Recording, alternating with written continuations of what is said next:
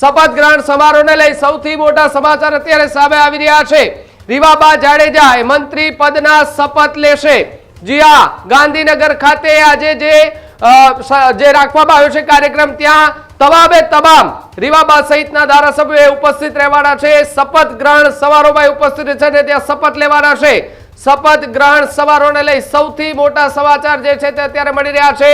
આપને આ એક્સક્લુઝિવ દ્રશ્યો કે જ્યાં રવિન્દ્ર જાડેજા પણ ત્યાં ઉપસ્થિત છે। જી હા, તમને આ દ્રશ્યો જે એક્સક્લુઝિવ દેખાઈ રહ્યા છે તમે જોઈ શકો છો। રવિન્દ્ર જાડેજા ક્રિકેટર એ પણ ત્યાં ઉપસ્થિત જોવા મળી રહ્યા છે। રીવાબા જાડેજા એ મંત્રી પદના શપથ લેવાના છે। એ દરમિયાન પતિ ક્રિકેટર એ રવિન્દ્ર જાડેજા જે છે તે પણ અત્યારે ત્યાં દેખાઈ રહ્યા છે। સાથે જ अलग अलग जे नेताओं छे एमना परिवारजनों पण त्यां देखाई रह्या छे। रविंद्र जाडेजा के जे गुजरात भारतीय जनता पार्टीना नेताओं साथे ए चर्चाओ करता देखाई रह्या छे।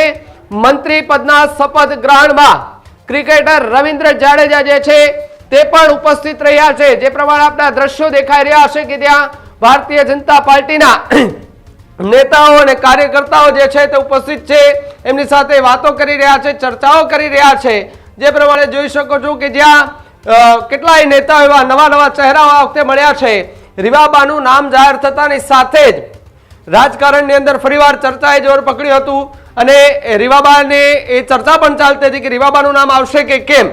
અને એન્ડ મોમેન્ટ ઉપર જ્યારે સમાચાર મળે છે કે ભાઈ રીવાબાને પણ ફોન આવ્યો છે કે ભાઈ તમને મંત્રી બનાવ્યા છે।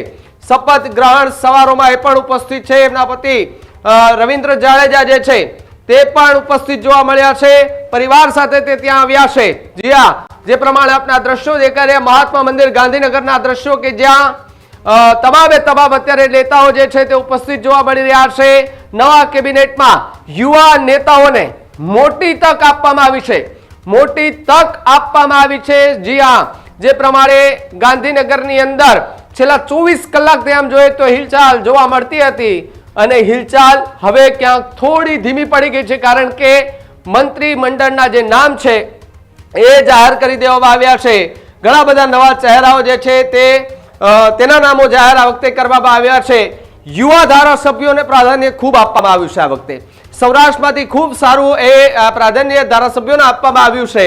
રીવાબા જાડેજા હોય, કૌશિક વેકરિયા હોય, એ તમામ જે યુવાનો છે, યુવા ધારાસભ્યો છે, એ લોકોને સારું એવું પ્રાધાન્ય આપવામાં આવ્યું છે, આગળ રાખવામાં આવ્યા છે।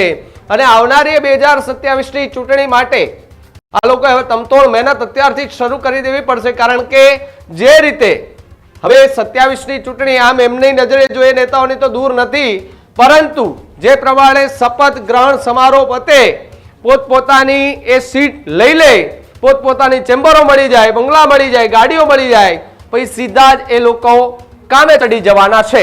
એ વાત નિશ્ચિત છે, કારણ કે દાદાની નવી સરકાર, દાદાની નવી સેના જે છે એ તૈયાર થઈ ગઈ છે।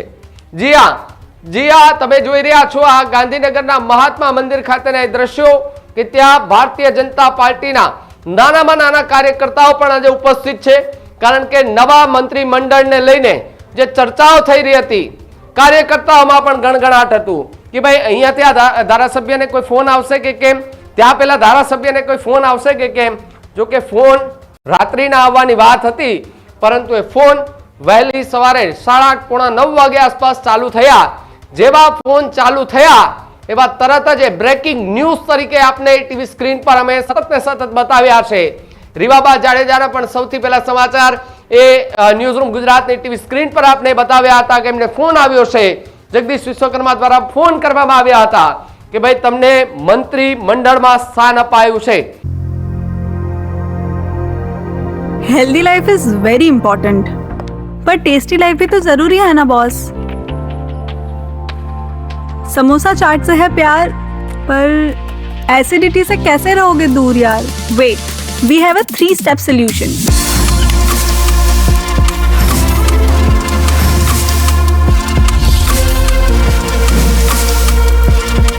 विट्रिशियन ओरल स्ट्रिप, क्योंकि टेस्टी लाइफ भी तो जरूरी है ना बॉस।